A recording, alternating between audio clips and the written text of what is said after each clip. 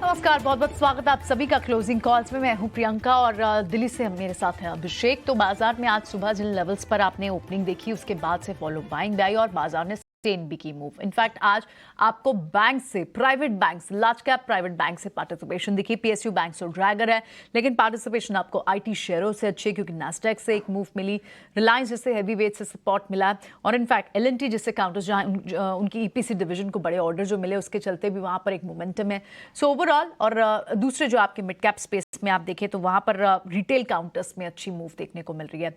Draggers में PSU banks Drager है इस वक्त, फार्मा और कुछ पीएससी सेक्टर के स्टॉक्स हैं जो थोड़े से ड्रैगर है, दबाव बना रहे हैं। अदरवाइज अच्छी सभी सेक्टर्स से अच्छी बढ़त है। ऑटो हो गया, आईटी हो गया, बैंक्स हुए, फाइनेंस काउंटर्स हुए, इन सबसे अच्छी स्ट्रेंथ मिल रही है, जिसके चलते आप देख रहे हैं कि लेवल्स पर सस्टेन हुआ है बाजार। जिन लेवल्स के पास खुला था पूरे दिन भर मोमेंटम सस्टेन भी हुआ है। अगर कोई डिप आई भी तो वॉट हुई, हालांकि बैंक निफ्टी जरूर, बैंकिंग स्टॉक जरूर सुबह जिन लेवल्स के पास खुले थे वहां से थोड़े से जरूर नीचे आए, लेकिन आज प्राइवेट, लार्ज कैप प्राइवेट बड़े बैंक्स का सपोर्ट मिल रहा है, चाहे वो एचडीएफसी बैंक हो, आईसीआईसीआई बैंक हो, कोटक बैंक हो, इनसे अच्छा सपोर्ट मिल रहा है। इनफैक्ट पीएसयू लेंडर एसबीआई से भी आपको सपोर्ट मिल रहा है। मिड कैप पीएसयू बैंक्स थोड़े से ड्रैगर हैं आज, और इसके अलावा जो फेस्टिव थीम के काउंटर्स हैं वहां क्लियरली आपको मूव दिखाई दे रही है। टाइटन जैसे स्टॉक्स हो, रिटेल काउंटर जैसे स्टॉक्स हो, वहां पर आपको मूव दिख रही है। ऑटो पैक में अगर मूव है तो ऑटो एंसिलरी के कुछ काउंटर्स भी हैं जो अच्छी मूव दिखाई दे रहे हैं। और Q2 अपडेट्स जहां जहां अच्छे आ रहे हैं, बैंक्स के, फाइनेंस के, वहां पर आप देख रहे हैं कि अच्छी मूव भी देखने को मिल रही है। इनफैक्ट ऑपरेशनल अपडेट्स भी जहां जहां अच्छे आए हैं, आईईएक्स जैसे कंपनी के, वहां पर भी आपको अच्छी मूव देखने को मिल रही है। शो में आगे फर्दर इस एक घंटे में स्ट्रैटेजी बनाएंगे कि आज आपके लिए होना क्या चाहिए, क्या ट्रेड स्ट्रैटेजी होनी चाहिए। लेकिन एक स्ट्रैटेजी और बनानी है और वो है वर्ल्ड कप के आगाज के साथ ही क्रिकेट फीवर की क्या स्ट्रैटेजी होनी चाहिए। अभिषेक बहुत क्लोजली क्रिकेट को कवर भी करते हैं, उसे ट्रैक करते हैं और देखिए मेरी बात करने पर ही वो स्माइल भी कर रहा है। मैच भले इंडिया का भी थोड़े समय बाद हो, लेकिन फीवर की शुरुआत तो हो गई है, पूरा काटने वाला है, 45 दिन चलेगा। आप भी बिजी रहेंगे इसे देखने और ट्रैक करने में? नहीं बिल्कुल प्रियंका, देखिए ऐसा है कि जो ग्राउंड के बाहर हैं वो भी बिजी हैं अपने टीवी सेट्स पर, अपने लैपटॉप की स्क्रीन पर, तमाम जो क्रिकेट के अपडेट देने वाली जो वेबसाइट्स हैं। और हाँ देखिए, पहला मैच की शुरुआत हो गई है और ये मैच जो खेला जा रहा है लास्ट वर्ल्ड कप की जो दो फाइनलिस्ट थी, इंग्लैंड और न्यूजीलैंड के बीच में। हालांकि वो इंग्लैंड ने वर्ल्ड कप जीता जरूर था, लेकिन बहुत कंट्रोवर्सी क्रिएट हुई थी क्योंकि मैच टाई हुआ था। टाई होने के बाद सुपर ओवर में गया, सुपर ओवर भी टाई हुआ। फिर बाद में मैच का जो फैसला हुआ ना, वो बाउंड्री लगने के आधार पर हुआ कि मैच में किसने ज्यादा बाउंड्री लगाई है, यानी कि चौके छक्के किस टीम ने ज्यादा मारे हैं, उसको वर्ल्ड कप में विजेता करार दे दिया गया। हालांकि इसको लेकर बहुत कंट्रोवर्सी हुई और बहुत सारे लोग तो ये खारिज करते रहे, लेकिन ये मानते नहीं कि इंग्लैंड वर्ल्ड चैंपियन बन गई है। और आखिरकार 4 महीने बाद हुआ ये कि आईसीसी को ये नियम ही विड्रॉ करना पड़ा। यानी कि इस बार अगर वर्ल्ड कप में इस तरह कुछ होता है तो जब तक मैच का नतीजा नहीं आ जाता है तब तक सुपर ओवर चलते रहेंगे, ये इस बार का नियम है। लेकिन अगर आज के मैच की बात करें तो न्यूजीलैंड ने मैच जीता है और जीतकर गेंदबाजी का फैसला लिया है। आपको बता दें, जो मेरा सेंस, मेरी जो समझ कहती है वो ये है कि आज का जो मैच है ना, वो न्यूजीलैंड के गेंदबाजों के साथ इंग्लैंड के बल्लेबाजों का मैच है, क्योंकि स्ट्रेंथ है न्यूजीलैंड की गेंदबाजी। ट्रेंट बोल्ट, मैट हेनरी, इसके अलावा अगर हम स्पिन डिपार्टमेंट की बात करें तो मिचेल सेंटनर हुए या फिर लॉकी फर्गूसन भी हैं फास्ट डिपार्टमेंट में, ईश सोडी हैं। तो ये कुछ क्वालिटी उनके पास गेंदबाज हैं। लेकिन अगर इंग्लैंड के बल्लेबाजों की बात करें तो वहां पर एक लंबी फेहरिस्त है जो बहुत ही जबरदस्त बैट्समैन है। जॉनी बेस्टो ने बहुत अच्छी शुरुआत दे दी है, डेविड मलान है जो कि बहुत ही क्वालिटी बल्लेबाज हैं, इसके अलावा जो रूट, एक लंबा अनुभव, इसके अलावा टीम के कैप्टन भी आएंगे, आपके सामने दिखेंगे जॉस बटलर, लिविंगस्टन एक बढ़िया allrounder, Sam Curran already allrounder हैं। तो ऑलराउंडर्स बहुत अच्छे हैं, लंबी टेल है इंग्लैंड के बैटिंग की। तो आज देखना होगा कि ये सब बल्लेबाजी इंग्लैंड की और न्यूजीलैंड की गेंदबाजी के बीच में आज जंग कौन जीता है। कोशिश होगी न्यूजीलैंड की कि आज के मैच में पटकनी देकर इंग्लैंड को कम से कम वर्ल्ड कप की उस हार का बदला जरूर चुकाए। चलिए, बिल्कुल, एब्सोल्युटली। आप तो पूरी तरह से डेटा पॉइंट्स आपको याद भी रहते हैं अभिषेक। देखना होगा आज मैच का आउटकम क्या निकल कर आता है। बढ़ते हैं आगे और अब बाजार पर व्यू बनाने के लिए समझते हैं कि ये जो टेक्निकल लेवल्स पर इस वक्त इंडेक्स ट्रेड कर रहा है, यहाँ से क्या मायने होने चाहिए। दिन भर हमने सस्टेन किया इस मूव को। हमारे साथ दो टेक्निकल एनालिस्ट पैनल पर बने हुए हैं, नागराज शेट्टी हैं और साथ ही ध्वनि पटेल हैं हमारे साथ, और विनोद मोदी है हमारे साथ बाजार पर एक फंडामेंटल नजरिया देने के लिए। Good afternoon to all of you. पहले क्विकली एक बाजार पर एक टेक्निकल नजरिया ले लेते हैं। ध्वनि से चलिए आज शुरुआत करते हैं। ध्वनि, क्योंकि हम बार ये सस्टेन की है मूव्स और ये जो यील्ड सॉफ्ट होने के चलते आपको बैंक निफ्टी में भी एक सर्ज देखने को मिला है, दिन भर सस्टेन करा है। क्या लग रहा है ये जो रैली दिखी है, ये एक छोटा सा रिबाउंड जो दिखा है आज, वो इस this rally has small legs, अभी तेजी जारी रहेगी, यहाँ से तेजी के ही ट्रेड्स लेंगी आप? Good afternoon Priyanka. सबसे पहले यहाँ पे जब इंडेक्स की बात करते हैं तो निफ्टी में अगर हम देख रहे हैं तो डेफिनेटली आज का मूव जो है वो इंडेक्स ने यहाँ पे सस्टेन करा है, बट मेरे लिए यहाँ पे कंफ्यूज्ड सा कंप्लीट सेटअप बन रहा है। ओवरऑल इंडेक्स से सिर्फ लेवल स्पेसिफिक अभी ध्यान में रखा जाए, क्योंकि जो निफ्टी और बैंक निफ्टी है यहाँ पे वो थोड़ा सा अपना तालमेल नहीं बिठा रहे, और इसके साथ अगर विक्स को ऐड कर देते हैं तो विक्स भी यहाँ पे जो है वो कुछ और हमें बता रही है। निफ्टी में आपको ऊपर की तरफ जो ब्रेकआउट लेवल बनता है तो 19,600 के ऊपर कोई स्टॉक यहाँ पे इंडेक्स स्पेसिफिक हम बुलिश ट्रेड की तरफ जाएंगे, बट करंटली यहाँ से थोड़ी सी एक वापस से प्रॉफिट बुकिंग हमें देखने को मिलेगी। निफ्टी में नीचे की तरफ के जो यहाँ पे नेक्स्ट सपोर्ट मिलते हैं तो यहाँ से करीब 19,450 का जो लेवल है उसको ब्रेक करने के बाद हमें फर्दर इसके अंदर फॉल देखने को मिलेगा। तो निफ्टी में नीचे की तरफ 19,450 का लेवल ध्यान में रखें। बैंक निफ्टी में स्पेसिफिकली मैं ये बताना चाहूंगी कि इसके जो फ्यूचर्स का चार्ट है वो काफी इंटरेस्टिंग हो जाता है। हमने जो कल की सेशन में गैप डाउन देखी थी उस गैप को हम आज फिल नहीं कर पाए हैं। ओवरऑल जो भी बुलिश मूव बनी है वो गैप फिल नहीं कर पाई है। रेजिस्टेंस लेवल काफी यहाँ पे स्ट्रॉन्ग बना हुआ है 44,500 के पास, तो वहां से नीचे की तरफ के अगर हमें मूव मिलते हैं तो बैंक निफ्टी में जो लेवल्स ध्यान में रखने रहेंगे आपको, तो स्पॉट लेवल में बैंक निफ्टी में नीचे की तरफ आपको 44,050 का लेवल मिलता है, जहां पे एक नेक्स्ट सपोर्ट लेवल इसका देखने को मिलेगा। ओवरऑल विक्स भी अगर हम देख रहे हैं तो विक्स अभी ऑल टाइम लोज के पास ही चल रहा है, तो यहाँ पे एक थोड़ा सा मुझे कॉशियस लगता है, क्योंकि वहां से एक रिबाउंड आ सकता है जो विक्स का इंक्रीज कर सकता है, तो ओवरऑल मार्केट में एक वीकनेस बनी रहेगी यहाँ पे। देख रहे हैं आप, ठीक है, विक्स भले ही कूल ऑफ हुआ हो, लेकिन जो आपको सेटअप इंडेक्स पे दिख रहा है, निफ्टी पर दिख रहा है, बैंक निफ्टी पर दिख रहा है, और रेजिस्टेंस लेवल्स आप देख रहे हैं ऊपर की तरफ, तो क्या अगर फर्दर कोई रैली आती है तो वो सोल्ड आउट होगी तो यहाँ, या फिर बाजार में मौका आएगा ही नहीं बाउंस का और यहीं से प्रॉफिट बुकिंग शुरू हो जाएगी? नागराज, आपका क्या व्यू है इंडेक्स पे? जी हाँ, good afternoon Priyanka ji. Nifty last कई 8-10 सेशन से हम देख रहे हैं कि कॉन्स्टेंटली मार्केट एक डाउन ट्रेंड में मूव हो रहा था। लास्ट 2 सेशन का जो प्रीवियस सेशन से आज तक जो भी एक अपसाइड बाउंस आया है मार्केट में, मुझे लगता है कि एक पुल बैक रैली रहेगा, एक छोटा सा अपसाइड बाउंस रहेगा ड्यूरिंग द डाउन ट्रेंड। मुझे लगता है कि ये अगर निफ्टी इधर से 19,550-600 के ऊपर क्लोज होता है और थोड़ा खींच सकता है मार्केट ऊपर के लेवल में, और वो भी अराउंड 19,700-750 तक के पुल बैक रैली जा सकता है। मुझे लगता है उड़े वापस दोबारा एक ऊपर की ट्रिगर होगी, जो भी इधर से अपसाइड बाउंस आएगा, सेल ऑन राइज की एक अपॉर्चुनिटी है वापस। मुझे लगता है कि निफ्टी 19,300-350 के जो रिसेंट लो बनाया था उधर तक आ सकता है। ठीक है, हालांकि आज हम देख रहे हैं कि बढ़िया पुल बैक है, 19,550 के ऊपर जाकर निफ्टी ट्रेड कर रहा है, और इस तेजी के पीछे बड़ी वजह यह है कि क्रूड में एक नरमी हमने देखी है। $97 के भाव आ गए थे, अभी अभी खबर है कि $85 के नीचे ब्रेंट क्रूड के भाव पहुंच गए हैं, और अगस्त के बाद पहली बार ऐसा हुआ है कि हम $85 के आसपास के भाव फिर से देख रहे हैं। निश्चित तौर पर राहत की बात है। पहले 85, 97, फिर से 85, ये क्रूड की चाल चल रही है, और इसके चलते देख रहे हैं कि ऑयल एंड गैस स्टॉक्स में तो एक्शन है ही, लेकिन उन स्टॉक्स में भी एक्शन है जो क्रूड के चलते ना बेनिफिशियरी होते हैं, जिनको क्रूड की कीमतों में गिरावट चलते फायदा मिलता है, क्योंकि वो कच्चे तेल के खरीदार होते हैं, कहीं ना कहीं के डेरिवेटिव्स को कंज्यूम करते हैं अपने रॉ मटेरियल्स के तौर पर। एशियन पेंट्स 1.25% ऊपर आपको दिखेगा ये शेयर। इसके अलावा भी हमने आज टायर स्टॉक्स में अच्छी रैली देखी है। जेके टायर करीब 5% ऊपर ट्रेड कर रहा है। इंटरग्लोब एविएशन अब 3.5% ये ऊपर शेयर ट्रेड कर रहा है। इनके बारे में भी राय लेंगे, लेकिन चलिए शुरुआत कर लेते हैं। पहले ध्वनि ये बताइए कि आज आपकी तरफ से ट्रेडिंग लिस्ट में आप क्या लेके आए हैं, कन्विक्शन कहां पर है आपका? जी बिल्कुल। आज मेरी तरफ से यहाँ पे जो 2 ट्रेड्स बन रहे हैं, तो दोनों बाय साइड के ट्रेड है, बट यहाँ पे जो नॉन कोरिलेटेड स्टॉक्स है इंडेक्स से, उनको लेके चलना है। तो सबसे पहला ट्रेड जो यहाँ पे बनता है, तो कल्याणजी ज्वेलर्स में बनता है। उसमें आपको करंट लेवल से आप इसके अंदर बाय कर सकते हो। टारगेट जो इसका है, वो 250 तक एक्सटेंड होता है। स्टॉप लॉस इसके अंदर 224 तक का मेंटेन करना है। दूसरा जो स्टॉक यहाँ पे है, वो इंडिया होटल्स का बनता है।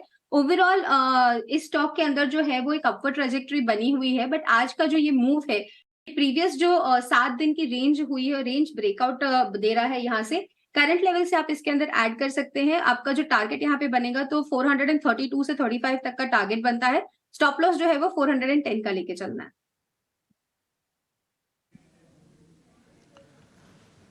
ठीक है, कल्याण ज्वेलर्स, हम देख रहे हैं कि ज्वेलरी शेयरों में आज रौनक है। इंडियन होटल्स, एमके की एक रिपोर्ट भी आई थी होटल सेक्टर को लेकर, और हम देख रहे हैं कि जिस तरह से फेस्टिव सीजन चल रहा है, वर्ल्ड कप का माहौल है, ट्रैवलिंग निश्चित तौर पर बढ़ती है, तो ये होटल स्टॉक्स को, टूरिज्म वाले स्टॉक्स को, रेलवे स्टॉक्स, ये सारे के सारे आपको चलते हुए दिखाई देंगे। इनफैक्ट आज तो आईआरसीटीसी का शेयर भी चल रहा है। आईआरसीटीसी के शेयर में करीब करीब आज 2 से 2.5% के आसपास की तेजी थी, अभी वो मोमेंटम बना भी हुआ है। नागराज, आपकी तरफ से कौन से शेयर हैं? क्या आपके पास भी तेजी के खिलाड़ी हैं या फिर कोई मंदी वाले सौदे भी हैं? जी हाँ, मैं न्यूट्रल स्ट्रैटेजी देना चाहूंगा। मेरे पास एक लॉन्ग है और एक शॉर्ट साइड में भी है। लॉन्ग साइड में मैं देना चाहूंगा, मेरा स्टॉक्स है ईज माई ट्रिप। चार्टिकली देखोगे, ईज माई ट्रिप एक लंबा कंसोलिडेशन था, एक लंबी अवधि के एक डाउनवर्ड करेक्शन के बाद रिसेंटली हमने देखा है कि हायर बॉटम फॉर्मेशन हुआ। उसके बाद में एक रेंज बाउंड एक्शन के अराउंड 40 to 50 के आसपास ब्रेकआउट देने की कोशिश की। करंटली अराउंड 40 to 15 के आसपास ट्रेड हो रहे हैं। मेरे ख्याल से ये 40 to 50 के ऊपर एक अच्छा खासा अपसाइड मोमेंटम पकड़ेगा स्टॉक। अभी ये रेट में बाय कर सकते हैं। ईज माई ट्रिप अभी अराउंड 40 to 15 के आसपास ट्रेड हो रहे हैं। उसका अपसाइड टारगेट रहेगा 44.50 और 41 का एक स्टॉप लॉस रख सकते हैं। मेरा दूसरा ट्रेड है मदरसन सुमी। चार्टिकली मदरसन सुमी एक डिसेंडिंग ट्रायंगल टाइप फॉर्मेशन में था। कल के सेशन में उसका एक दमदार डाउनसाइड ब्रेकआउट दिखने को मिला, और आज का सेशन में थोड़ा कुछ कंसोलिडेशन, आधा टके का एक मूवमेंट है on the upper side, consolidation pattern दिखा रहे हैं। मुझे लगता है कि ये और भी मंदी का लक्षण इंडिकेट कर रहा है। 93.20 के आसपास अभी ट्रेड हो रहा है, इधर से सेल कर सकते हैं। उसका डाउनसाइड टारगेट रहेगा 89 का और 96 का स्टॉप लॉस रख सकते हैं। ये तो हुए आज के आपके ट्रेड्स, लेकिन बाजार पर इस वक्त नजरिया अपनाना क्या चाहिए? विनोद मोदी भी हमारे साथ। विनोद, क्योंकि आज थोड़े से क्रूड प्राइसेस में जो एक अच्छी खासी फॉल ऑफ आई है, यील्ड्स भी सॉफ्ट हुई हैं, जिसके चलते इंडियन मार्केट्स, इमर्जिंग मार्केट्स को फायदा होता है, और आप इंडियन मार्केट्स में एक मूव भी देख रहे हैं आज की। और क्योंकि ये मूव लेकिन कितनी टेम्पररी होगी, कितना सस्टेन करेगी ये, इस पर तो खैर of course it's so difficult to say, but फिर भी अगर यहाँ से एक बैंड, एक विंडो या फिर एक बैंड को देखना हो, तो क्रूड किस बैंड में रह सकता है? क्या इस पर कोई एस्टिमेशन लगाया जा सकता है अभी? Good afternoon Priyanka. डेफिनेटली जहां तक क्रूड की बात है, मुझे लगता है कि एज ऑफ नाउ स्टेटस ऐसा कि it's very difficult to predict crude का लेवल क्या है, क्योंकि मुझे लगता है कि ये भी जो क्रूड का जो 6 महीने से हम लोग देखते हैं न्यूज बेस्ड इवेंट बना हुआ है क्रूड। बट यस, हमें हमारा इन हाउस व्यू हमारा कुछ ऐसा है कि क्रूड एटलीस्ट इन 100 का, विद इन 100 के नीचे ही ट्रेड करनी चाहिए। एट द सेम टाइम हमारा मानना है कि क्रूड रिलेटेड जो भी ग्लोबल डेवलपमेंट्स है, when we talk about China में जो आर्थिक स्थिति उतनी अच्छी नहीं है, सो जिसकी वजह से मुझे लगता है कि क्रूड प्राइस को बहुत डिफिकल्ट होगा 100 के ऊपर जाना। एट द सेम टाइम हम लोग अगर यूरोपियन इकोनॉमी की बात करें, क्योंकि जॉब डेटा ये सब यूएसए में भी अच्छा आ रहा है, बट ओवरऑल इकोनॉमी स्ट्रेंथ की वजह से देखें तो हमें नहीं लगता इतना ज्यादा स्ट्रेंथ यूएस इकोनॉमी भी है। सो कंबाइनिंग एवरीथिंग हमारा मानना ये है कि एक क्रूड जो है वो रेंज बाउंड में ट्रेड करना चाहिए फंडामेंटल दृष्टिकोण से। एंड जो ऑफ कोर्स जिसके वजह से आई थिंक जो दैट इज वेरी इंपॉर्टेंट, हमारा मानना है कि इकोनॉमिक पॉइंट ऑफ व्यू से, इकोनॉमिक पॉइंट से तो खैर मानना ज़रूरी है भी, और ये सारी चीज़ें ऑफ कोर्स, ये सारे data points, economic data points important भी हैं। कल एमपीसी की बेटा का आउटकम भी आना है और वो भी अपनी एक ट्रजेक्ट्री में एक बैंड लेकर चलते हैं। 85 से $95 के बीच ही हमेशा क्रूड को रखा है उन्होंने, लेकिन ये जो सर्ज कुछ दिनों में $97 तक हमने देखने को मिला, लेकिन फिर भी आरबीआई के उस ट्रजेक्ट्री के बीच ही अब तक क्रूड फॉल हो रहा है। लेकिन ओवरऑल आज आप क्रूड डेरिवेटिव्स के लिए देखें तो वो बहुत फेवरेबल आज का दिन जरूर दिखाई दे रहा है। क्रूड के सडन फॉल के चलते डिमांड को लेकर थोड़े से कंसर्न्स दिखाई दे रहे हैं। ठीक है, बढ़ते हैं आगे। अब एक ऑप्शन के ट्रेड को भी जोड़ते हैं। अक्षय भागवत है हमारे साथ, नहीं आदित्य अरोड़ा है हमारे साथ, सॉरी, आज का ऑप्शन का चैंपियन बताने के लिए। आइए उनसे बात करते हैं।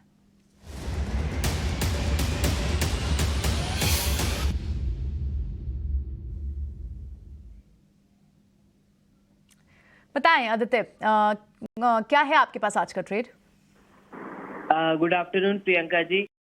देखिए, आईटी में एक रिबाउंड ट्रेड अच्छा बन रहा है, सेक्टर लीडरशिप दिखा रहा है, तो उसमें नौकरी बहुत टाइम बाद एक अच्छे वॉल्यूम पार्टिसिपेशन के साथ स्ट्रॉन्ग पैटर्न के साथ ऊपर आ रहा है, तो इसमें एक तेजी का ट्रेड बनता है।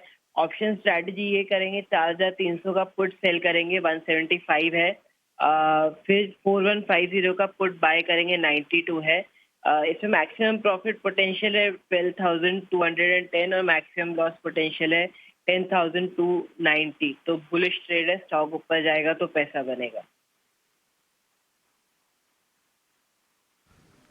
ठीक है, इन्फोएज 4150 की पुट खरीदनी है 92 रुपये पर, 4300 की ऊपर वाली बेचनी है 175 रुपये पर, और अधिकतम मुनाफा होगा 12,210 का और अधिकतम नुकसान 10,290 का। यह स्ट्रेटजी आपके सामने, लेकिन एक स्टैंडर्ड डिस्क्लोजर भी इसके साथ साथ एक लाइन आपके बड़े काम की है, वो ये है कि एफएनओ ट्रेडिंग में 10 में से 9 नुकसान होता है। अगर हम पॉइंट में निकालेंगे तो 9 से थोड़े ज़्यादा ही हो जाएंगे, हमने राउंड फिगर कर दिया ताकि आप थोड़ा सा आगाह रहें, थोड़ा सतर्क रहना चाहिए। और औसतन 50,000 रुपये तक का नुकसान होता है। ये स्टैंडर्ड डिस्क्लोजर है, ये इसको आप ट्रेड करते हुए ध्यान में ज़रूर रखें।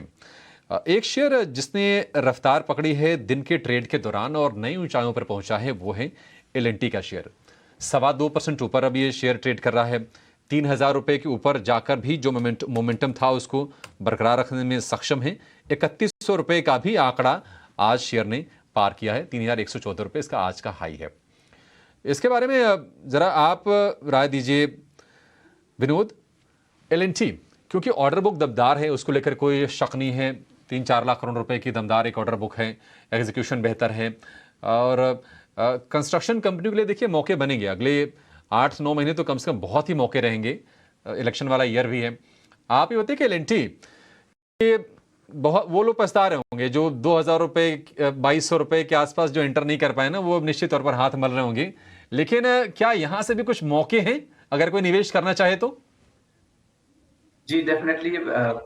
मुझे लगता है किसी का भी 12 से 18 महीने का भी पॉइंट ऑफ व्यू, तो हमें लगता है कि एल&टी में अभी भी बेहतर रिटर्न बन सकती है। क्योंकि अगर मैं जनरल ट्रेंड की बात करूं तो मॉनसून मंथ हिस्टोरिकली खराब माना जाता है इन सेक्टर के लिए, बट ये आई थिंक ये साल मुझे लगता है कि ये डिफरेंट होगा। एल&टी और सारे इंफ्रास्ट्रक्चर स्टॉक जिस हिसाब से एग्जीक्यूशन हुए हैं, ऑर्डर्स आए हैं, राइट। एल&टी 1 महीना पहले जो अरामको से जो बड़े ऑर्डर मिला था, उसके बाद सारे ने अपने अर्निंग्स को री-रेट कर दिए। कहा जाने लगा कि इनका जो खुद का जो ऑर्डर इनफ्लो का गाइडेंस है वो ये इजीली बीट कर पाएंगे, right. Eight the same time हमारा मानना है कि इनका जो अभी जो प्रॉब्लम हैदराबाद मेट्रो में चल रही है वो भी थोड़ी सुधरती हुई दिख रही है, क्योंकि सीट में निरंतर मंथ आफ्टर मंथ इंप्रूवमेंट होते जा रहा है। तो कंसिडरिंग एवरीथिंग और आई मीन जिस हिसाब से ऑर्डर इनफ्लो में ट्रैक्शन आ रहा है, मुझे लगता है कि अभी भी 2-3 साल का अगर किसी का भी लंबा व्यू होती है पोर्टफोलियो में, स्टॉक इसको इग्नोर नहीं किया जा सकता है।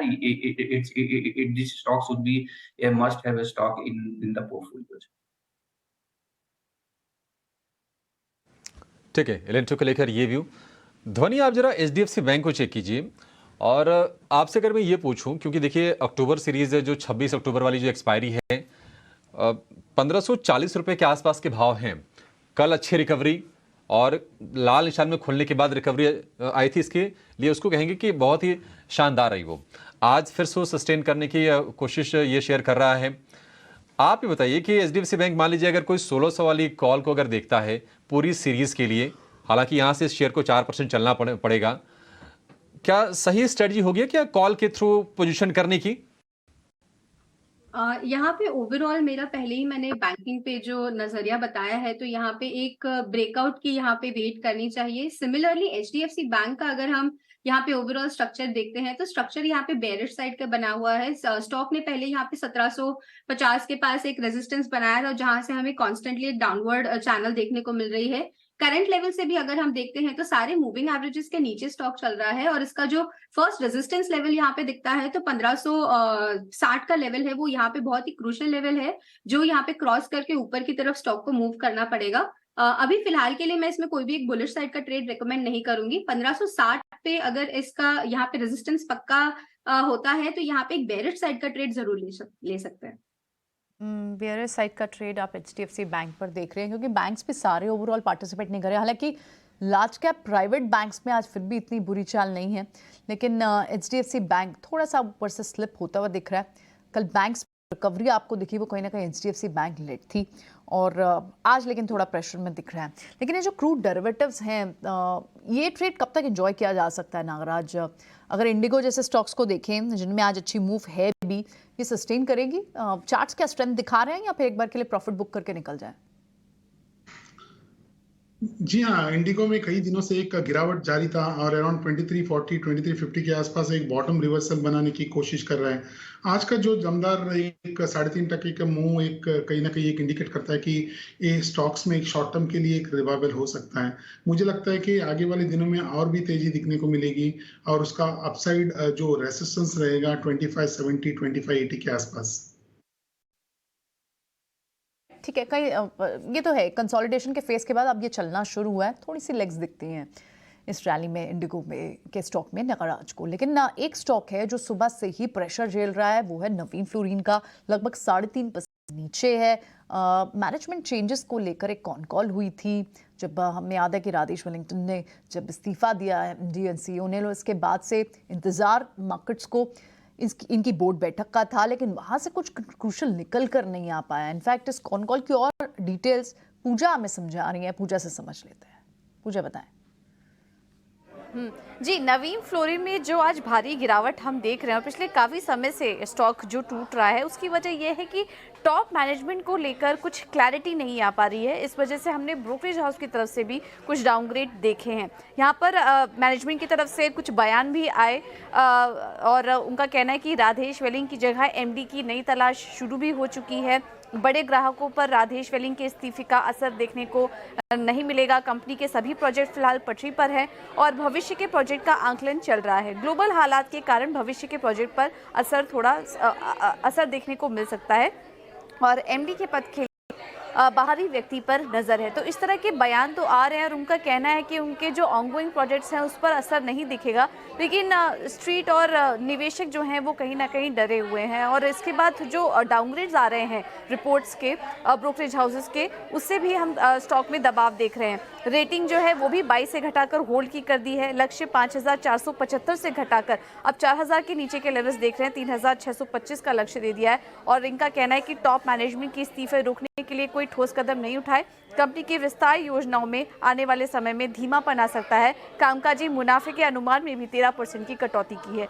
तो ये रिपोर्ट के चलते भी आज हम देख रहे हैं कि भारी गिरावट नवीन फ्लोरिन के स्टॉक में। तो ठीक कह रही हैं आप पूजा, शुक्रिया। आप तो पहले तो भरोसा इस बात से इस कॉल से ही नहीं स्ट्रीट को पाया, और उसके बाद जो ब्रोकरेज हाउस के रिपोर्ट्स हैं उन्हें डाउनग्रेड भी करा है स्टॉक को, तो वो प्रेशर क्रिएट कर रहे हैं स्टॉक पर। विनोद से एक बार समझते हैं। विनोद, जो ये बातें की गई हैं राजेश वेलिंगटन के जाने के बाद बात की जा रही थी, क्योंकि वो जितना भी कैपेक्स ड्राइव करना था इस कंपनी के लिए, उसमें उनका एक बड़ा कंट्रीब्यूशन था। हालांकि मैनेजमेंट का कहना है कि जितने भी उनका कैपिटल एक्सपेंडिचर का प्रोग्राम था वो वैसे ही रहेगा, पर आप देखें तो जितनी भी केमिकल कंपनीज हैं, और ये पहली बार नहीं है, इसी कंपनी में पिछले 3-4 सालों में कई सारी ऐसी एग्जिट्स हुई हैं, और यही एक ऐसी केमिकल कंपनी है जिसमें मेजर इंसिडेंट्स इस तरह के हुए हैं। तो स्ट्रीट के वरीज क्या हैं बड़ी, आपकी क्या अंडरस्टैंडिंग है इस पर?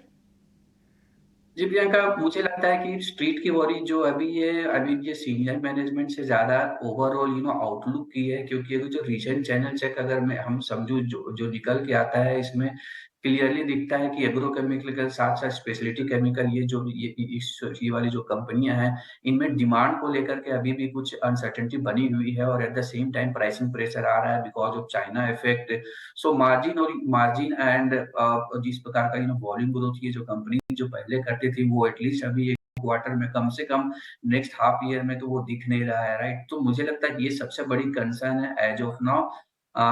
स्पेसिफिकली फॉर नवीन फ्लोरिंग का केस में भी मतलब कि ये जो ग्रोथ जिस हिसाब का ये 30% प्लस कंसिस्टेंट ग्रोथ रिपोर्ट किया जा रहा था, जिसकी वजह से प्रीमियम वैल्यूएशन मिलती थी। अब ये रिसेंट कॉन कॉल के बाद में ये भी समझ में आने लगा कि जो इनके जो कैपेक्स थे वो कहीं में भी थोड़ा-सा हॉल्ड बैक हो सकता है। तो जिसकी वजह से मुझे लगता है कि जो इतनी बड़ी अर्निंग ग्रोथ है वो भी शायद सस्टेन नहीं करी और कहीं न कहीं इस कंपनी के केस में वैल्यूएशन डी-रेटिंग का खतरा मंडरा रहा है, जिसका असर हमें स्टॉक में दिख रहा है। तो यस, एज़ ऑफ नाउ हमारा व्यू स्टॉक में काफ़ी न्यूट्रल है, हम लोग पॉजिटिव नहीं है ये स्टॉक पे।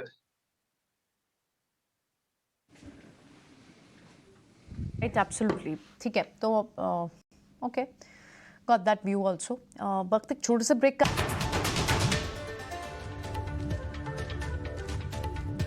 क्लोजिंग कॉल में आपका फिर से स्वागत है। बाजार में हम देख रहे हैं कि आईटी, बैंकिंग, कंजम्पशन, कुछ ऑटो स्टॉक्स की बदौलत आज तेजी है, लेकिन दूसरी ओर देख रहे हैं कि फार्मा स्टॉक्स में थोड़ी सी प्रॉफिट टेकिंग है। सिप्ला, डिवीज, सन फार्मा ये कारोबार कर रहे हैं।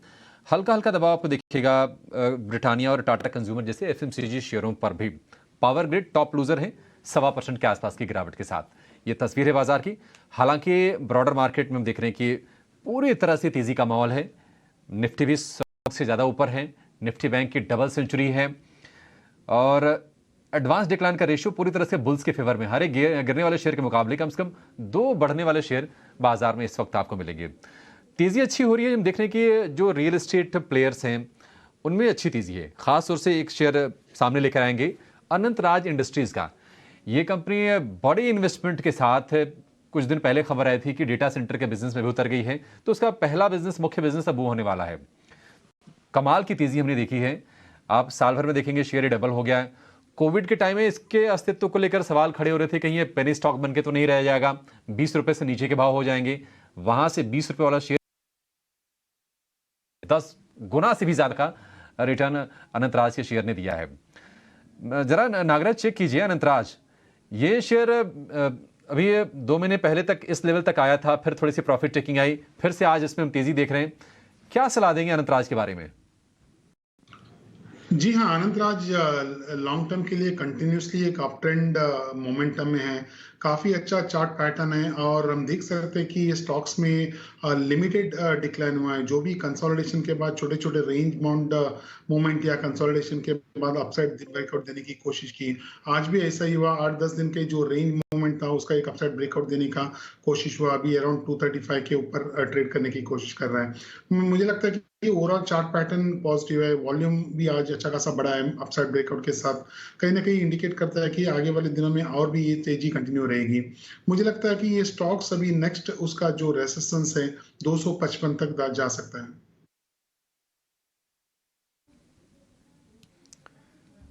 ठीक है, 255 तक जाने की क्षमता है अनंतराज इंडस्ट्रीज में।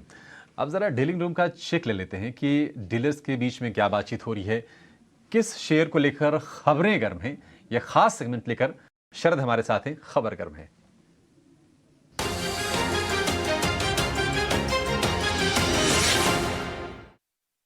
जी बिल्कुल, सबसे पहले जो है फोकस में रहेगा बिरला सॉफ्ट और यहाँ पे हमारी डीलर्स के साथ बातचीत हुई है और यहाँ से पता चला कि इस कंपनी में कुछ काउंटर्स में एचएनआई सेगमेंट में बाइंग देखने मिली है। और अगर वॉल्यूम्स की भी बात करें तो ऑलमोस्ट 4 टाइम्स 20 डे एवरेज की जो है वॉल्यूम्स देखने मिल रही है। Q1 नंबर्स में भी अच्छी स्ट्रेंथ आई थी और लास्ट 2 क्वार्टर्स में बात करें तो रेवेन्यू जो है एनालिस्ट के एस्टिमेट से बेटर देखने मिली थी। ओवरऑल देखा जाए तो 2 सेगमेंट है जिस पे बाजार की नज़र रहेगी, वो एक BFSI और मैन्युफैक्चरिंग सेगमेंट। वहाँ पे कंपनी की कमेंट्री क्या आती है उस पे जो है निर्धारित रहेगा जो है आगे जाते हुए मोमेंटम। और इम्पॉर्टेंट बात ये भी बता दो कि स्टॉक अभी भी एलिवेटेड लेवल्स पे है और जो स्पिल ओवर देखने मिलती है डील्स में, जो फर्स्ट क्वार्टर में जो पूरी तरह कंप्लीट नहीं हुई थी वो सेकंड क्वार्टर में देखने मिल सकती है। इसका मतलब जो डील विंस है वो एक्सपेक्टेड है कि ज़्यादा देखने मिलेगा डील साइज विंस को लेके। और लास्ट में आखिरी बात कहूँगा कि सितंबर के महीने में जो है वेज हाइक्स भी अनाउंस किए गए थे, तो इसका मतलब है कि कुछ इम्पैक्ट जो है आपके मार्जिन्स में भी देखने मिल सकता है। ठीक है, 20 दिनों के औसत मुकाबले वॉल्यूम आज 4 गुना है, शेयर में तेज़ी हो रही है।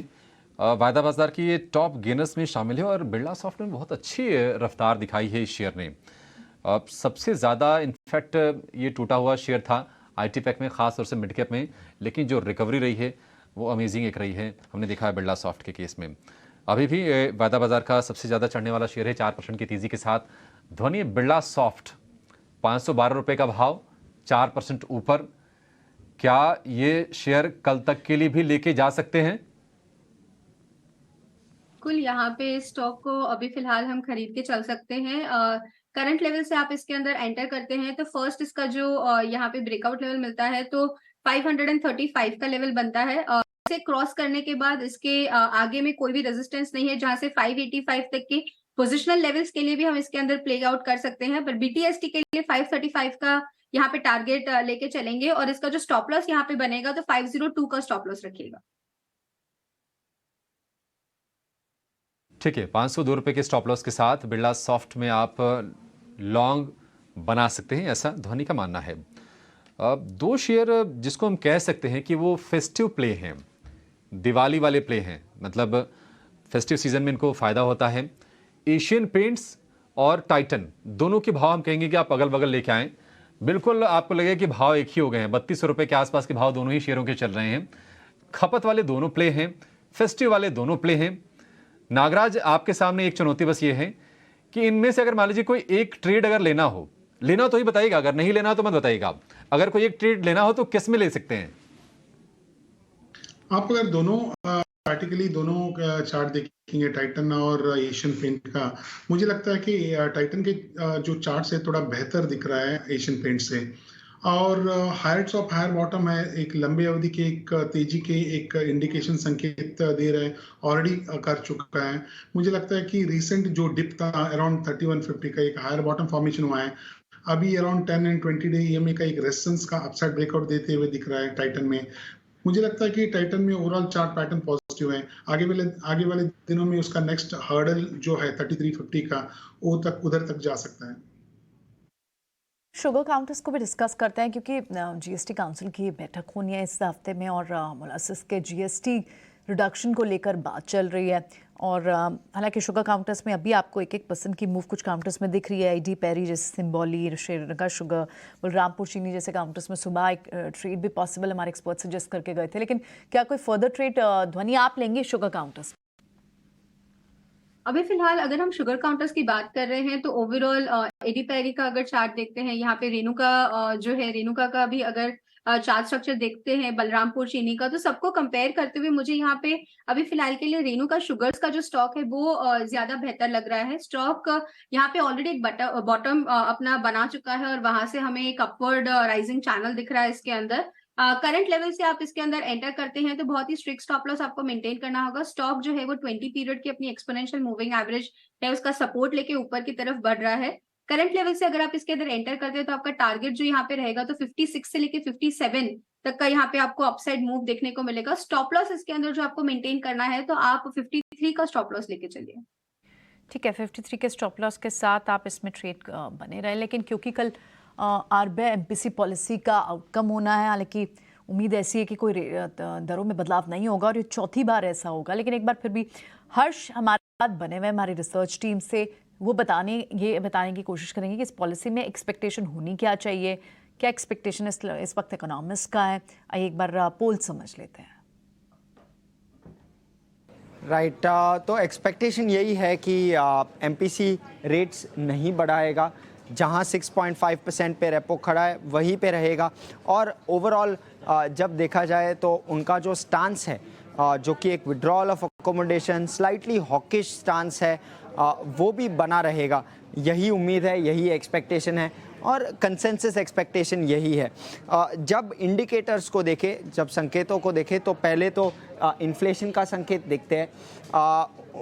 RBI का जो एक्सपेक्टेशन था कि Q2 में इन्फ्लेशन 6.2% के आसपास आएगा, अब जुलाई और अगस्त में तो 7% के आसपास इन्फ्लेशन रहा है, तो सितंबर का नंबर अब जो कि नेक्स्ट वीक आएगा उस पर नज़र रहेगी और RBI का जो एस्टिमेट है वो कैसे रिवाइज होगा उस पर भी एक नज़र रहेगी। फूड इन्फ्लेशन काफ़ी हाई था, फूड इन्फ्लेशन किस तरफ जा रहा है उस पर भी एक नज़र और एक संकेत आरबीआई से मिलेगा और वो एक इम्पॉर्टेंट संकेत होगा। जब आगे जाके देखें तो ट्रेंड कैसा होगा इन्फ्लेशन का, महंगाई का आगे जाके, वो भी इकोनॉमिस्ट के रेडार पे होगा। उनको देखना है कि कहाँ जाएगा ये पर्टिकुलर नंबर। ओवरऑल जब देखें तो जीडीपी ग्रोथ आरबीआई ने अनचेंज रखा था अगस्त के मीटिंग में। जीडीपी ग्रोथ के इंडिकेटर सितंबर में काफ़ी स्ट्रांग आए हैं। ओवरऑल पावर डिमांड से लेके ऑटो सेक्टर डिमांड से लेके सारे जो इंडिकेटर्स है, पीएमआई जो परचेजर मैनेजर इंडेक्स है सर्विसेज का और मैन्युफैक्चरिंग का, वो सारे इंडिकेटर्स काफ़ी स्ट्रांग दिख रहे हैं अभी के लिए। तो ग्रोथ पे अब तक तो कोई कंसर्न लग नहीं रहा है, पर ऑफ कोर्स आरबीआई का क्या कमेंट्री आता है वो देख ज़रूरी होगा। जीडीपी के एक्सपेक्टेशंस काफ़ी स्ट्रांग रहे हैं, अगस्त में भी अनचेंज्ड रहे हैं। ओवरऑल क्या एक्सपेक्ट कर सकते हैं, एक हॉकिश पॉज एक्सपेक्टेड है। ओवरऑल रूरल डिमांड ट्रेंड्स कैसे प्ले हो रहे हैं वो एक इम्पॉर्टेंट इंडिकेटर होगा। अगस्त में थोड़ा इम्प्रूवमेंट दिख रहा था रूरल ट्रेंड्स में। इन्फ्लेशन ट्रैजेक्टरी किस तरह जाएगा, यूएस का क्रेडिट रेटिंग डाउनग्रेड हुआ था तो उस पर आरबीआई का क्या व्यू है वो भी एक इम्पॉर्टेंट पीस होगा। करंट अकाउंट डेफिसिट और रुपी पे जो थोड़ा प्रेशर रहा है रिसेंट टाइम्स में, वो आरबीआई कैसे देखता है वो भी एक इम्पॉर्टेंट इंडिकेटर होगा। तो ये सारी चीज़ें एड्रेस होगी ऑफ कोर्स एमपीसी मीटिंग में। और कल शक्तिकांता दास जो कि आरबीआई गवर्नर है वो उन पे थोड़ा बहुत हमें व्यू देंगे कि उनका व्यू क्या है ये सारी चीज़ों पे। हर्ष, थैंक्स वेरी मच ये सारी चीज़ें हाईलाइट करने के लिए। तो ओवरऑल पॉलिसी में तो किस तरह का बदलाव नहीं होता वो दिख रहा, लेकिन कॉमेंट बहुत अहम है क्योंकि ग्रोथ ड्राइवर्स क्या है, मैन्युफैक्चरिंग सर्विस पीएमआई किस तरह से दिख रही है, रूरल कंजम्पशन ट्रेंड्स क्या है, टू व्हीलर और ट्रैक्टर, इन सब के फिगर्स पर बात करते हैं गवर्नर साहब। और रुपये की मूवमेंट, इन्फ्लेशन का क्या उनका ट्रेजेक्ट्री है, ये सारी चीज़ें। और आप देखेंगे तो बड़ा पैनल हमारे साथ कल होगा, प्री कवरेज ऑल्सो, यानी 10 बजे से पहले और उसके बाद 10 बजे के बाद सारा एनालिसिस देखने के लिए आप ईटीना स्वदेश पर बने रहें।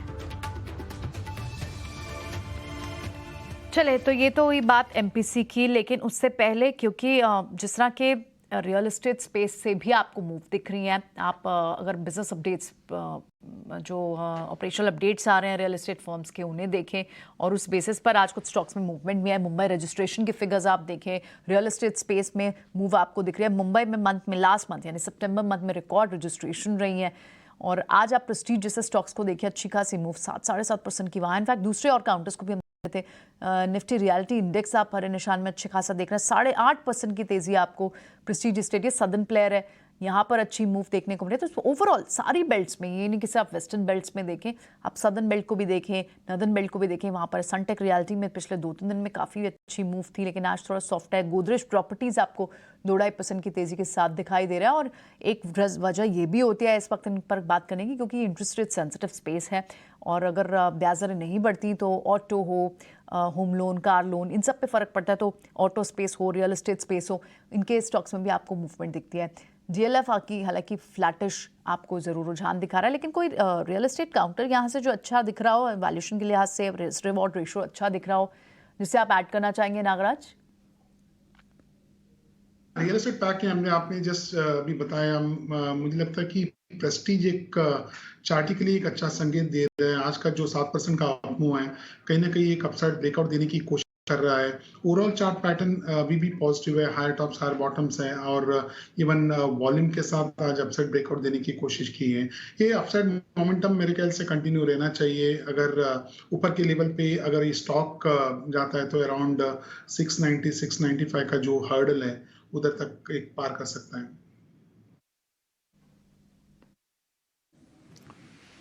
ठीक है, प्रेस्टीज एस्टेट्स को लेकर ये व्यू।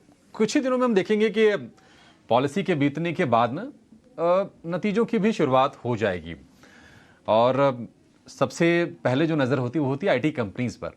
नतीजों से पहले हम देख रहे हैं कि मूव्स आ रहे हैं आईटी कंपनीज में। आज तो कम से कम स्थिति ठीक है, लेकिन अगर पिछले 1 महीने की भी बात करें तो टीसीएस में तकरीबन 5% के आसपास की हमने तेज़ी देखी है। आज टीसीएस, इन्फोसिस दोनों में ही बढ़िया खरीदारी हो रही है। ध्वनि, टीसीएस, इन्फोसिस आपको लगता है कि ये तेजी सस्टेन करेगी? अगर हाँ, तो कहां पर फ्रेश बाइंग अगर करनी हो, कहां पर कर सकते हैं? जी बिल्कुल, यहाँ पे दोनों के अगर चार्ट स्ट्रक्चर्स देखते हैं तो मुझे इन्फोसिस का चार्ट स्ट्रक्चर बेटर लगता है यहाँ पे। ओवरऑल टीसीएस की अगर बात करते हैं तो इसका रेजिस्टेंस लेवल के पास ही हम आज ऑल टाइम हाई बना चुके हैं और वहां से हमने देखा कि वापस से हमें एक डाउनफॉल देखने को मिला है। बट इन्फी का यहाँ पे जो चार्ट स्ट्रक्चर बनता है तो उसमें जो इसकी अपवर्ड राइजिंग चैनल है वो कंटिन्यू करती हुई दिख रही है। बॉटम से आप यहाँ पे बाय कर सकते हैं करंट लेवल से इसके अंदर ऐड करके। जो टारगेट यहाँ पे बनता है तो आपको 1520 तक का एक अपसाइड मूव देखने को मिलेगा, जिसके बाद इसका जो नेक्स्ट टारगेट बनता है तो 1540 तक का एक मूव इसमें विटनेस करा जाएगा। नीचे जो आपको स्टॉप लॉस इसके अंदर मेंटेन करना चाहिए तो आप 1450 का यहाँ पे स्टॉप लॉस लेके चलिए।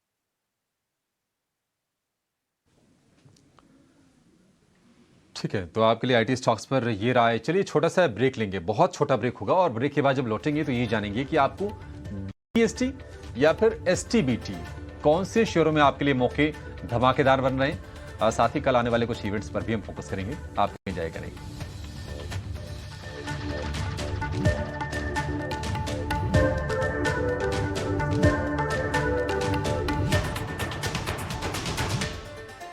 पानी से भरी बाल्टी जो जल्दी ऊपर लाएगा वही जीतेगा। हर गेम में चैंपियन जैसी पकड़। SRNB TMT। मुझे इस बात का बहुत गर्व है कि ET9 संदेश 2 वर्ष पूरा कर रहा है। मेरी ET9 संदेश को विशेष शुभकामनाएं और आशा करता हूं कि आने वाले दिनों में ET9 संदेश इसी तरह से व्यापार जगत को अधिक सूचनाएं और न्यूज प्रदान करता रहेगा। ये है इंडिया के पुराने इन्वेस्टिंग की दुनिया, पर अब इन्वेस्टिंग को बदलने आ गया है कुछ सुपर। टेक और स्पीड में बेहतर है सुपर, जो कॉम्प्लेक्स मार्केट को करे सिंपल। जो इंडिया का इन्वेस्टिंग हमेशा के लिए बदल दे, वही तो है सुपर। आ गया है एंजल वन सुपर ऐप, जो इंडिया का इन्वेस्टिंग बना दे super. Investments in securities market are subject to market risks. Read all the related documents carefully before investing. बड़ी अम्मा, हेयर फॉल। सारा इस अनियन को खींचो। जिनकी जड़ें स्ट्रॉन्ग हो उन्हें गिरने का कोई डर नहीं। मामाअर्थ अनियन शैम्पू, इंडिया का नंबर 1 अनियन शैम्पू, जो बालों की जड़ों को बनाए स्ट्रॉन्ग और हेयर फॉल कम करे 90% तक। तुम्हें याद है जब अपनी गाड़ी किसी ने ठोकी थी तो मैंने उससे पूरा मुआवजा निकलवा लिया था। हाँ तो इस गारंटीड रिटर्न्स वाले शेयर में अगर कुछ भी गड़बड़ हुआ तो एक्सचेंज में इसकी कंप्लेंट करके मैं पूरे पैसे निकलवा लूंगा। देख एग्रीमेंट। पापा शेयर मार्केट में ना कोई भी गारंटीड हाई रिटर्न्स का वादा नहीं कर सकता। ये ऐसे गैर कानूनी स्कीम्स धोखाधड़ी है। एक्सचेंज इसका कोई मुआवजा नहीं देता। ये एग्रीमेंट भी किसी काम का नहीं है। समझकर इन्वेस्ट कर।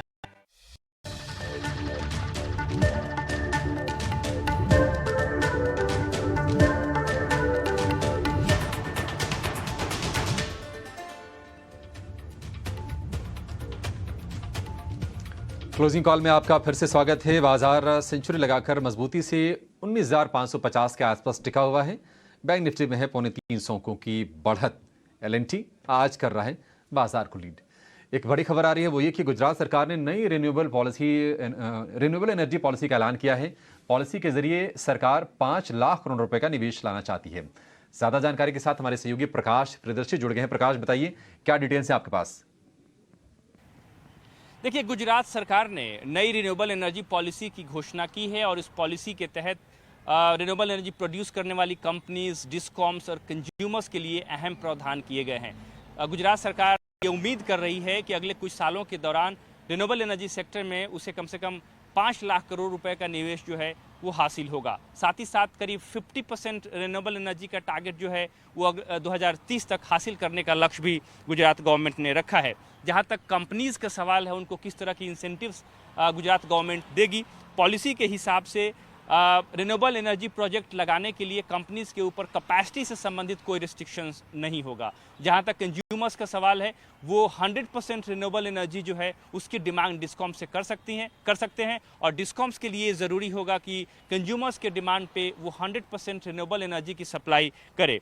इसके अलावा स्टेट गवर्नमेंट जो है कंसेशनल रेट पर जो गवर्नमेंट की ज़मीन है वो रिन्यूएबल एनर्जी कंपनीज को दे सकती है रिन्यूएबल एनर्जी प्रोजेक्ट्स लगाने के लिए। जहां तक कैप्टिव प्रोजेक्ट्स का सवाल है उनके लिए भी राहत की बात है, क्योंकि क्रॉस सब्सिडी सरचार्ज और एडिशनल सरचार्ज जो है कैप्टिव प्रोजेक्ट के केस में इम्प्लीमेंट नहीं होगा।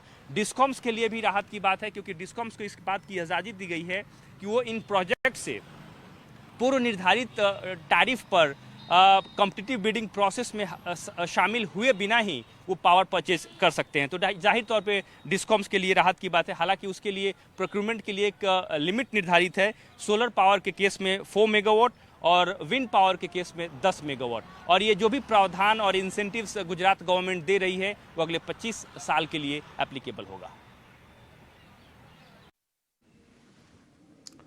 ठीक है, तो 5 लाख करोड़ रुपए के निवेश का लक्ष्य है इस पॉलिसी के जरिए। निश्चित तौर पर एक बड़ी खबर। और रिन्यूएबल स्पेस में, यानी कि रिन्यूएबल एनर्जी, यानी कि सोलर हो गया, विंड हो गया, हाइड्रो पावर हो गया, इस स्पेस के जरिए ये निवेश लाने का मकसद है इस पॉलिसी का। बहुत शुक्रिया प्रकाश इस जानकारी के लिए। लेकिन बाजार बंद होने में 10 मिनट के आसपास का समय रह गया और अब BTST ट्रेड्स हैं। ध्वनि बताइए, आप कहाँ आपको स्ट्रेंथ दिख रही है, क्या लेकर आज जाएं? तेजी के सौदे हैं, BTST करें या फिर STBT करें, बताइए। जी बिल्कुल, आज के हमारे जो ट्रेड्स रहेंगे वो BTST रहेंगे। ओवरऑल फर्स्ट स्टॉक यहाँ पे जो पिक करा है मैंने वो बिरला सॉफ्ट का है और इसका डेरिवेटिव्स का डेटा ऑलरेडी हमने डिस्कस कर चुका है कि इसमें एक अपसाइड मोमेंटम बना हुआ है। आज NFO में ये हाईएस्ट गेनर भी है। यही मोमेंटम इसके अंदर बरकरार रहेगा। कल के सेशन में इसमें 535 तक का ऊपर टारगेट दिखता है। 502 का आपको स्टॉप लॉस लेके चलना है। दूसरा यहाँ पे जो स्टॉक बना है वो गोदरेज प्रॉपर्टीज का है। ओवरऑल इंफ्रास्ट्रक्चर में हमने देखा है कि काफी स्टॉक्स मूव कर रहे हैं, बट गोदरेज प्रॉपर्टीज का स्टॉक है जिसके अंदर ये मूव अभी भी आगे बढ़ सकती है। करंट लेवल से आप इसके अंदर बाय करिए। आपका जो स्टॉप लॉस रहेगा वो 1570 का रहेगा और आपको जो टारगेट यहाँ पे मिलेगा तो 1660 तक का एक अपमूव विटनेस करने को मिल सकता है। तीसरा स्टॉक जो यहाँ पे है वो पेटीएम का है। पेटीएम में एक यहाँ पे डाउनवर्ड स्लोपिंग जो लाइन थी इसकी उसका ब्रेकआउट मिला है। ट्रेंड लाइन ब्रेकआउट का ट्रेड है। करंट लेवल से आप इसके अंदर ऐड कर सकते हैं। जो यहाँ पे टारगेट मिलता है तो 920 का मिलता है और स्टॉप लॉस आपको 880 का लेके चलना है। ठीक है, ये तो बात हो गई ध्वनि के BTST ट्रेड्स की। एक बार नागराज से भी समझ लेते हैं कि नागराज, इस वक्त जो बैंक्स और फाइनेंस में, प्राइवेट बैंक्स में जो आपको पार्टिसिपेशन दिख रही है, क्या ये कैरी फॉरवर्ड ट्रेड्स हैं? क्योंकि कल गोइंग इनटू पॉलिसी भी है और रेट चेंजेस कुछ है नहीं, मतलब रेट चेंजेस की एक्सपेक्टेशन कम ही है, चौथी बार शायद कोई बदलाव ना हो। आपको इंटरेस्ट रेट सेंसिटिव स्पेस लेकर जाना चाहेंगे यहाँ से? इंटरेस्ट रेट सेंसिटिव कल की पॉलिसी के आगे मैं थोड़ा स्केप्टिकल हूं, क्योंकि पॉलिसी के बाद एक क्लैरिटी मिलेगा, एक अच्छा खासा पुश या थोड़ा हॉकिश दिख सकते हैं। लेकिन मैं देखना चाहूंगा आईटी सेक्टर में। आईटी सेक्टर में लास्ट 2 सेशन से एक अच्छा खासा अपसाइड मोमेंटम दिखा है थोड़ा से डाउनवर्ड करेक्शन के बाद। उसमें एक है नजारा टेक। नजारा टेक चार्टिकली थोड़ा अच्छा लग रहा है क्योंकि एक छोटा सा डाउनवर्ड करेक्शन के बाद एक आज अपसाइड मूव दिखाया है और overall chart pattern even smaller term longer term में भी अच्छा खासा संकेत दिखा रहा है। मुझे लगता है कि ये स्टॉक में एक जो तेजी आज बना हुआ है वो एक एटलीस्ट शॉर्ट टर्म के लिए कंटिन्यू रहेगा और उसका जो नेक्स्ट हर्डल रहेगा 910 का। जब सॉफ्ट होती हैं तो थोड़ा ग्रोथ स्टॉक्स को भी एक पुश मिलता है। आप आईटी स्टॉक्स ले रहे हैं यहाँ से। कुछ और स्टॉक्स जिनमें आज अच्छा एक एक्शन भी है, उनमें कोरोमंडल जैसे काउंटर्स भी है, फर्टिलाइजर काउंटर्स भी हैं। क्या ये एक BTST ट्रेड है, कैरी फॉरवर्ड ट्रेड है? अभी तो फिलहाल 2% की मूव है कोरोमंडल में। ध्वनि, आप क्या करेंगे इस स्टॉक पर? एक ही राय रहेगी कि ओवरऑल इसका जो डेरिवेटिव डेटा है वो सजेस्ट करता है कि 1200 तक की एक अपमूव इसके अंदर विटनेस करने को मिल सकती है। तो जिनके पास ऑलरेडी पोजीशंस है वो होल्ड करके रखिए। स्टॉप लॉस जो है वो अपना ट्रेल करके 1150 तक ला सकते हैं। फ्रेश पोजीशंस इसके अंदर जो बनेगी वो 1200 के ऊपर बनेगी, तो 1200 तक टारगेट के लिए फर्स्ट प्ले आउट कर सकते हैं जिनके पास ऑलरेडी होल्डिंग है। ठीक है, कोरोमंडल पर ये व्यू। मैरिको पर नागराज आप व्यू दीजिए, क्योंकि जो सितंबर तिमाही की जो अपडेट आए हैं वो कमज़ोर आए हैं। आय में गिरावट दिखी है। अगर हम वॉल्यूम की बात करें तो लो सिंगल डिजिट यानी कि 3-4-5% की रेंज में शायद ये रहने के अनुमान है। सफोला उनका जो बड़ा ब्रांड है, पैराशूट बड़ा ब्रांड है, वहाँ पर भी थोड़ी सी सुस्त ग्रोथ की आशंका है। और रही सही कसर जो बारिश को लेकर जो दिक्कतें हुई हैं, कहीं ना कहीं ग्रामीण क्षेत्र में कंपनी की डिमांड अच्छी रहती है, तो वहाँ पर एक हिट आने की आशंका है। इसके चलते आज हम देख रहे हैं कि मैरिको का शेयर टूट रहा है, 5% टूट कर अब ये दिन के निचले स्तर पर है और ओआई बिल्डअप भी इसमें ठीक ठाक है, ओपन इंटरेस्ट बिल्डअप जो है। मैरिको क्या यहाँ से भी और गिर सकता है नागराज, क्या ऐसा लग रहा है आपको? हाँ, और थोड़ा निचला स्तर दिखा सकता है ये स्टॉक, क्योंकि ये जो लास्ट सेशन का जो रिएक्शन है, शार्प नेगेटिव रिएक्शन है 590 से 540 के ऑलमोस्ट ऑल, मुझे लगता है कि अभी 200 डे ईएमए का सपोर्ट अराउंड 535 530 के आसपास है। उधर तक एक बार डिक्लाइन तो कंटिन्यू रहना चाहिए, उधर से एक अपसाइड बाउंस आने की गुंजाइश है। फंक्शन पर देखना भी होगा कि कल गवर्नर साहब क्या कहते हैं, क्योंकि कहीं ना कहीं मैरिको में जो आज ये आप जो एक दबाव भी देख रहे हैं उसमें, क्योंकि ग्रोथ कंप्रेशन दिख रही है, कमेंट्री में निकल कर आया मैरिको की, और इसलिए डाउनग्रेड भी फर्दर दिखे। और ग्रोथ कंप्रेशन मेजरली आपको अब भी रूरल वॉल्यूम ग्रोथ जो है वो पिकअप होती हुई नहीं दिखाई दे रही। लेकिन eight the same time FMCG के जो लार्ज कैप प्लेयर्स हैं, नेस्ले जैसे हो, ब्रिटानिया हो, HCL हो, वहाँ पर कैसी मूव एक्सपेक्ट करनी चाहिए, क्योंकि उनमें बहुत हद तक प्योर प्ले रूल का नहीं होता, अर्बन कंजम्पशन भी उसमें होती है पार्ट। ध्वनि, आप एफएमसीजी के बिग एफएमसीजी काउंटर्स पर क्या व्यू बना रही है? क्या यहाँ से कोई स्ट्रेंथ दिख रही है आपको, ब्रिटानिया जैसे काउंटर्स, HUL जैसे काउंटर्स? बिल्कुल, यहाँ पे ओवरऑल चार्ट स्ट्रक्चर्स की बात करते हैं तो ब्रिटानिया एक काफी टाइम से कंसोलिडेटेड रेंज में चल रहा है, जिसमें नीचे की तरफ इसका 4500 का लेवल हम ब्रेक नहीं कर पा रहे हैं और ऊपर 4600 के ऊपर मूव नहीं कर रहे हैं। यहाँ पे मुझे जो काउंटर पसंद आता है तो आप HUL का काउंटर लेके चल सकते हैं। ओवरऑल स्टॉक जो है वो नीचे की तरफ एक बॉटम बनाया है, जहाँ पे 2440 का एक अच्छा सा सपोर्ट जोन क्रिएट कर दिया है। स्टॉक करंटली अभी अपनी जो 20 पीरियड की एक एक्सपोनेंशियल मूविंग एवरेज होती है उसके ऊपर चल रहा है। इंट्राडे चार्ट्स इसके काफी अट्रैक्टिव लगते हैं। करंट लेवल से आप इसके अंदर ऐड करते हैं तो आपका जो टारगेट यहाँ पे बनता है 2540 तक के एक अपसाइड प्ले इसके अंदर ले सकते हैं। नीचे जो आपको स्टॉप लॉस इसके अंदर मेंटेन करना रहेगा तो 2510 का स्टॉप लॉस लेके चलिए। ठीक है, ओके। और ऐसे ही अगर हम नवीन फ्लोरीन पर, क्योंकि अच्छा खासा दबाव दिखा है, प्राइस लॉस्ट हुआ है आज 5-5.5% का, क्या और फर्दर गिरेगा या एक बार के लिए नागराज एक केस बनता है यहाँ पर ऐड करने के लिए, एक्यूमुलेट करने के लिए, कि अगर कोई रिबाउंड आता है तो वो गेन ही हो गया, एज अ ट्रेडिंग गेन ही हो गया अगर यहाँ से प्लस करें तो? देखिए थोड़ा सा रिकवर भी हुआ है।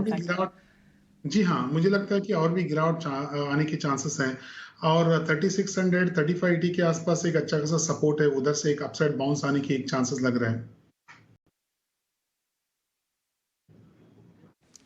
ठीक है, थोड़ी सी और गिरावट हो सकती है। फटाफट ना ध्वनि एक राय जरा आप दीजिए। आरबीएल बैंक पर शुरुआत अच्छी हुई थी, लेकिन दिन के ऊपरी स्तरों से ये शेयर तकरीबन 6% नीचे आकर ट्रेड कर रहा है आरबीएल बैंक। कमजोरी आप और बढ़ते हुए इसमें देख रही हैं या फिर थोड़ा सा एक कॉन्ट्राबेट लिया जा सकता है?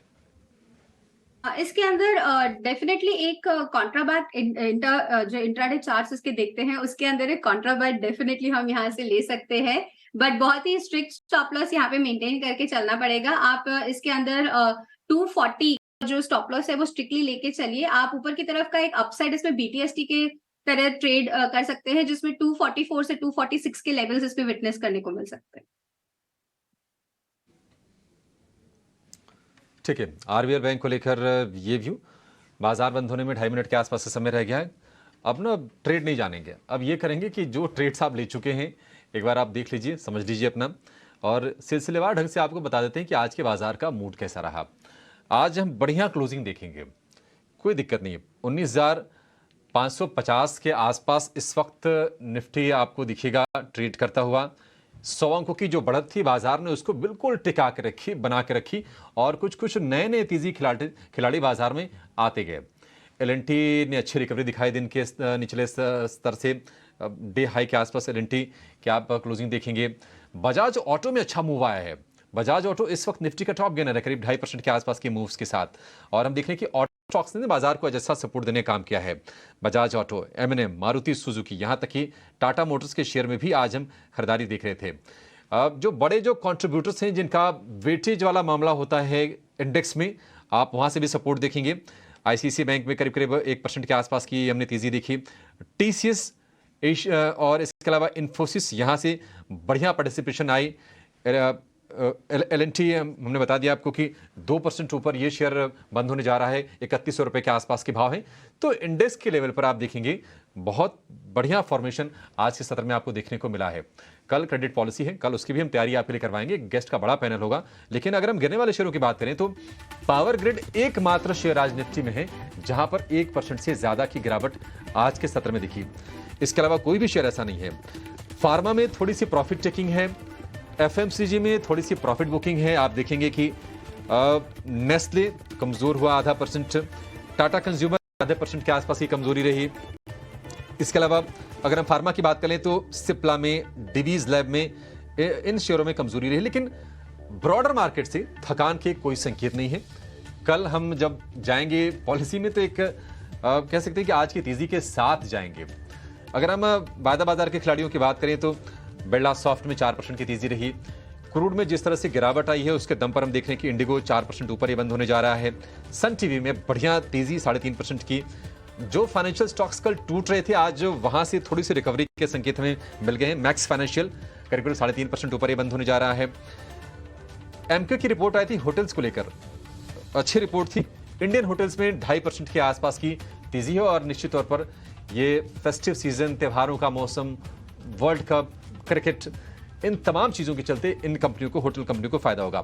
और रियल एस्टेट की बात करें तो आज एफएनओ में गोदरेज प्रॉपर्टीज में हमने अच्छी तेजी देखी। लेकिन उसके अलावा हम ओमेक्स में तेजी देख रहे थे, अनंतराज में हम तेजी देख रहे थे, कोल्टे पाटिल की बात कर ले वहां भी तेजी है।